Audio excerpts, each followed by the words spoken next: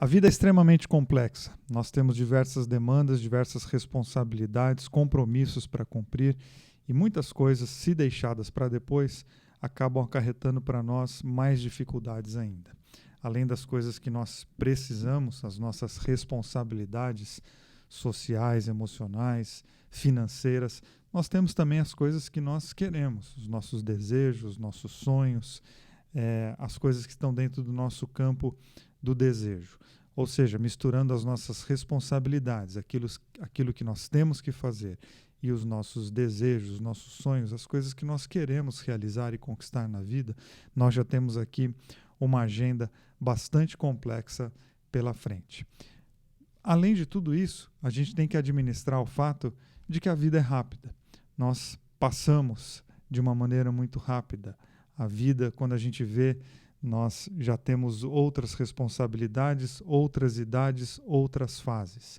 Por isso que é tão importante, diante de tantas demandas e da velocidade do tempo, a gente vira e mexe parar para realizar uma reavaliação daquilo que nós queremos, uma reavaliação dos nossos projetos, a reavaliação do nosso sentido de vida.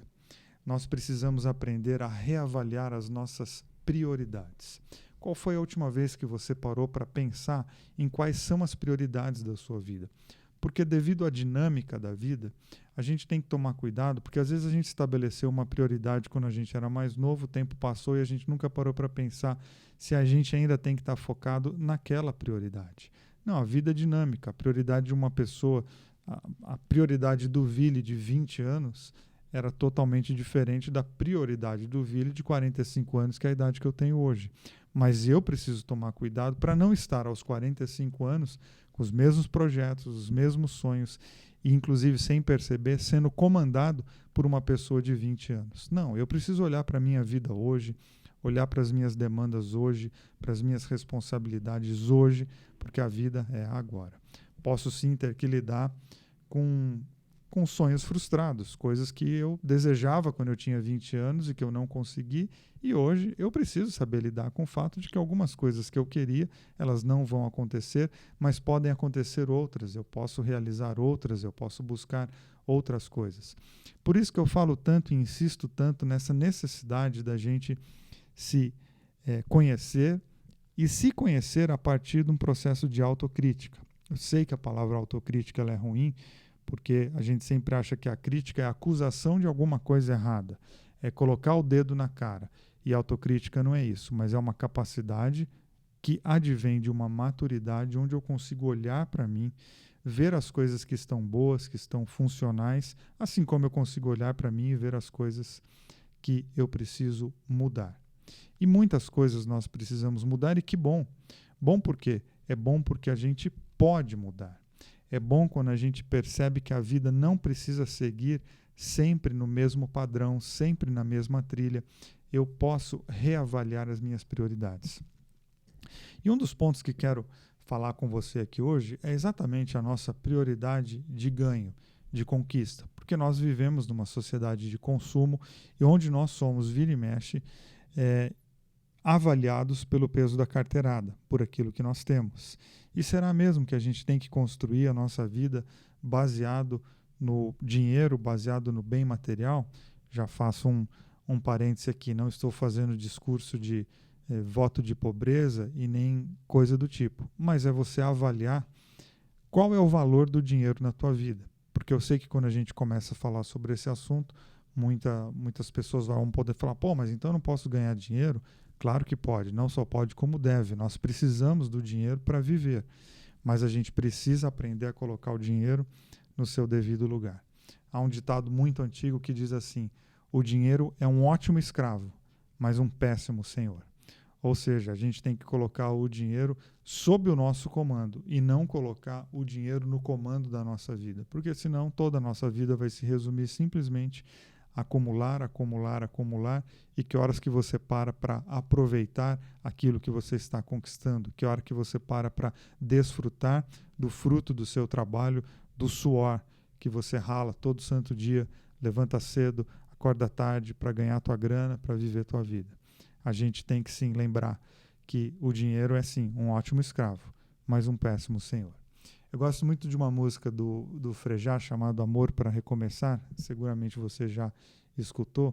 A letra é incrível, a poesia é muito bonita e fala de diversos desejos que uma pessoa pode ter. E tem uma parte que, inclusive, a parte final fala do dinheiro, mas eu quero ler aqui para você porque entendo que, já que estou falando de desejo, a letra pode fazer bem a você. Vamos lá, abre aspas. Eu te desejo não parar tão cedo, pois toda idade tem prazer e medo. E com os que erram feio e bastante, que você consiga ser tolerante. Quando você ficar triste, que seja por um dia, e não o ano inteiro. E que você descubra que rir é bom, mas que rir de tudo é desespero. Desejo que você tenha a quem amar, e quando estiver bem cansado, ainda exista amor para recomeçar. Eu te desejo muitos amigos, mas que em um você possa confiar, e que tenha até inimigos, para você não deixar de duvidar. Desejo que você ganhe dinheiro, pois é preciso viver também, e que você diga a ele, pelo menos uma vez, quem é mesmo o dono de quem. Fecha aspas. Excelente. Uma poesia, uma música que a gente deveria ouvir com constância, porque ela fala de diversas dimensões da nossa vida, diversas áreas muito do nosso dia a dia, da nossa rotina, do cotidiano, e que ela nos dá alguns recados, algumas mensagens super importantes. E termina dizendo, desejo que você ganhe dinheiro, porque é preciso viver também. E que você diga a ele, pelo menos uma vez, quem é mesmo o dono de quem. Ou seja, o problema da nossa vida não é possuir bens, o problema é quando a gente é possuído por eles. O problema não é ganhar dinheiro, o problema é quando o dinheiro ganha você. Ou seja, trabalhe, ganhe dinheiro, mas jamais esqueça das pessoas. Porque de tudo que você pode levar na vida, leve pessoas. Cuidado para você não viver numa incrível busca de sucesso profissional e chegar no fim da vida e ver que, de fato, a vida profissional foi muito bem sucedida, mas você não viveu com intensidade os momentos emocionais, familiares, de amizade que o dinheiro não pode produzir e muito menos trazer de volta. Repito, não estou aqui fazendo um discurso contra o dinheiro, estou fazendo um discurso a favor da tua própria história, para você colocar o dinheiro, a casa, o carro, a viagem, a moto e todos os seus desejos de consumo no seu devido lugar, porque essas questões todas existem, mas elas devem ser um subproduto da nossa vida e não a razão principal da nossa existência. Me lembro que há muito tempo ouvi uma história da Madre Teresa de Calcutá, uma das mulheres que eu admiro tanto, uma das heroínas na minha história de vida, uma pessoa que inspira pela sua escolha, pelo seu projeto de vida, pela maneira como ela desenhou a sua existência, e conta a história que certa vez ela estava num leprosário, um dos trabalhos que ela iniciou na Índia era um leprosário, e uma pessoa vendo ela tratar daquele homem miserável, sem amor, sem cuidado, abandonado pelas pessoas, e ela dando toque de cuidado, dando amor àquela pessoa, cuidando dela emocionalmente e fisicamente, uma das pessoas chegou para ela e disse assim: minha irmã, eu não faria isso por dinheiro nenhum no mundo. Ela olhou para aquele homem e respondeu: eu também não, meu filho. Ou seja, ela não estava ali tendo no dinheiro a razão pela qual ela cuidava das pessoas. Cuidar das pessoas era a razão pela qual ela vivia. Ou seja, a gente precisa cuidar muito das nossas motivações e das nossas prioridades. O que nós precisamos é cravar no nosso coração que, de fato, existem coisas caras, mas que elas não têm valor. E muitas coisas têm valor e elas não têm nada a ver com dinheiro. Ela tem a ver com a nossa prioridade e com a nossa atenção. Então trabalhe muito, ganhe tua grana, viva, mas jamais esqueça que a infância dos seus filhos e a velhice dos seus pais não estão pausadas enquanto você corre atrás dos seus objetos de consumo. Pode ser que uma hora você vai olhar para os seus filhos e eles já são adultos, e uma hora você vai procurar os teus pais e eles já não estão mais aqui. Claro que estou falando isso num sentido metafórico, mas devido ao fato da vida ser tão rápida, de repente os nossos filhos crescem, de repente os nossos pais não estão mais aqui. Por isso, com constância, a gente precisa parar para reavaliar as nossas prioridades. Bem disse o Dalai Lama, quando questionado sobre o que mais impressionava na vida, ele respondeu assim: o que mais me impressiona? As pessoas, pois elas perdem a saúde para juntar dinheiro. Depois, elas perdem o dinheiro para recuperar a saúde. e por pensarem ansiosamente no futuro, esquecem do presente, de forma que acabam por não viver nem no presente e nem no futuro, e vivem como se nunca fossem morrer, e morrem como se nunca tivessem vivido.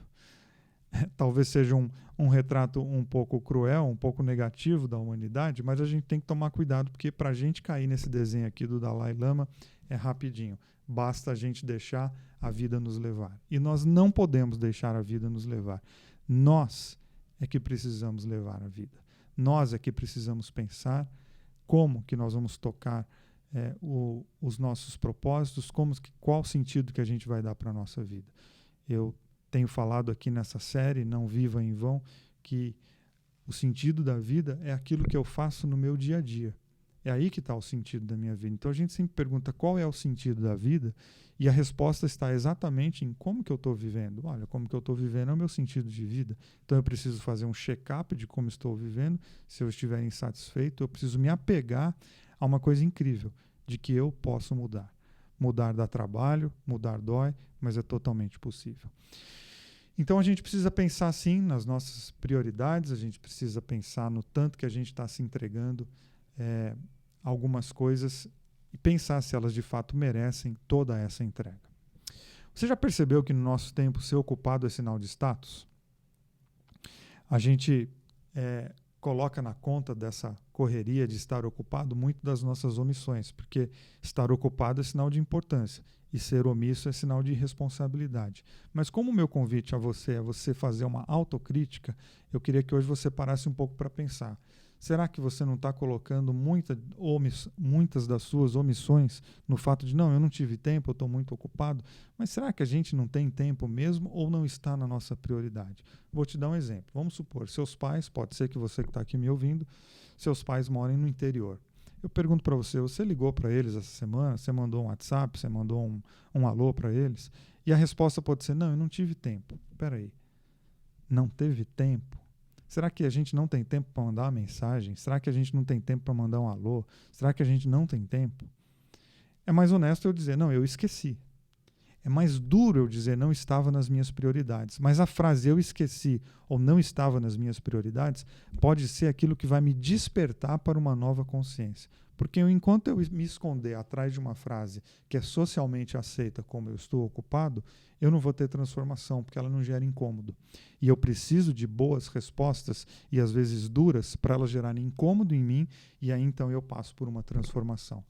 Então dizer não estava nas minhas prioridades pode ser extremamente dolorido, mas é também muito corajoso e reflete uma maturidade, reflete uma responsabilidade de uma pessoa que de fato está a fim de viver uma mudança. Reavaliar prioridades. Isso se torna difícil porque a gente pode ter que colocar algumas coisas que a gente queria muito de lado. Mas será que aquilo que eu quero é de fato importante? Será que os meus filhos não têm coisas mais importantes na frente disso que eu estou querendo? Enfim, eu poderia dar 1000 exemplos aqui, mas acho que com esses poucos exemplos que eu dei, você já está conseguindo fazer alguns desenhos e gerar algumas questões aí dentro de você. Por que eu estou insistindo na questão de reavaliar prioridades? Porque quando não fazemos isso, a gente corre o risco de ser levado por qualquer ideia. E em uma sociedade em que se organiza em torno do consumo e da aparência, todo cuidado é pouco. A gente é bombardeado com propagandas a todo tempo, a toda hora. Antes era na TV, mas agora não é só na TV, nas redes sociais, nos nossos celulares. A gente toda hora é chamado a viver de alguma maneira, a consumir alguma coisa, a aceitar alguma ideia. E eu preciso estar muito focado nas minhas prioridades, nos meus desejos, porque isso vai determinar o meu sentido de vida. Tem aquele velho pensamento que diz assim, né, nós compramos o que não precisamos com o dinheiro que não temos para impressionar pessoas que não gostamos. Falando assim pode parecer, nossa, eu jamais cairia nessa. Não, todos nós podemos correr o risco de comprar aquilo que a gente não precisa e às vezes a gente quer comprar aquilo que a gente não precisa e a gente usa um jogo de palavras e de necessidades para justificar as nossas futilidades. Não, é melhor a gente encarar mesmo algumas frases, repito, algumas frases e alguns conceitos mais pesados, porque de fato isso é o que pode colocar a nossa vida rumo a uma novidade. Então eu insisto com você, a você cuidar dos teus relacionamentos. Priorizar os teus relacionamentos, porque deles que é feita a nossa vida. De tudo que você pode conquistar e cuidar nessa vida, cuide, conquiste da sua família, dos seus amigos, as pessoas que você ama e que estão ao seu redor. Não são as pessoas que estão ao seu lado, são as pessoas que estão com você. Porque ao nosso lado nós temos centenas, milhares de pessoas, mas comigo são aquelas pessoas que podem até estar geograficamente distante, mas elas estão emocionalmente comigo. A minha prioridade tem que ser exatamente cuidar desses relacionamentos, cuidar desses amores. Porque nos leitos dos hospitais, as pessoas não reclamam o carro que não compraram, nem a casa que não construíram. Nos leitos dos hospitais, os enfermos querem estar perto das pessoas. Lá nos leitos, os lamentos são os beijos e os abraços que não foram dados. Pois então vamos dar os beijos e os abraços. Vamos mandar as flores enquanto existe vida. Vamos fazer aquilo que de fato pode fazer a vida valer a pena hoje, porque a vida é agora. Então, na busca pelo teu sucesso existencial, pergunte a si mesmo, ou é comum perguntar a si mesmo, aonde que eu quero chegar? Mas eu sugiro que você pergunte a si mesmo, aonde que eu quero chegar e quanto isso irá custar das minhas relações e dos meus dias. A vida passa rápido demais para a gente gastar o nosso precioso tempo com coisas que não valem a pena. Com essas perguntas no coração, vá em frente, mas cuide do coração. E eu sugiro que você guarde essa sabedoria judaica que está na Bíblia. Diz assim, acima de tudo, guarde o seu coração, porque dele depende toda a tua vida. A palavra coração aqui é utilizada para se referir à nossa mente, o lugar onde razão e emoção dão as mãos para gerar a dinâmica existencial. Coração é o lugar dos desejos, das decisões, um espaço emocional que precisa de constante atenção e reavaliação. Pensando nessas coisas, acredito que poderemos sim viver uma vida com sentido, não permitindo assim que os nossos dias sejam em vão. Espero que essa sequência de podcasts tenha feito bem a você. Eu encerro aqui, foram 3 partes onde eu falei sobre a gente não viver em vão. É claro que não é encerrar um assunto, até porque a vida é complexa demais, eu apenas arranhei a superfície de alguns conceitos aqui e espero que de fato isso tenha feito bem a você, que gere outras reflexões e que você consiga fazer esse exercício de reavaliação da tua vida, de pensar as tuas prioridades, teus projetos, teus sonhos e desejos. Eu sou o Vili Fomin, eu sou psicanalista clínico em São Paulo. Eu gravo podcasts tanto no Spotify como no YouTube, não sei onde que você está escutando. Se você gostou, peço que você estiver no YouTube, deixe um like, compartilhe, passe para outras pessoas. Se fez bem ao teu coração, mande para as pessoas que você ama, para fazer bem também a elas. Também estou no Instagram, escrevo lá semanalmente sobre questões relacionadas ao autoconhecimento, saúde mental, gestão emocional e outras questões relacionadas a esses temas. Até a próxima, um beijo no teu coração.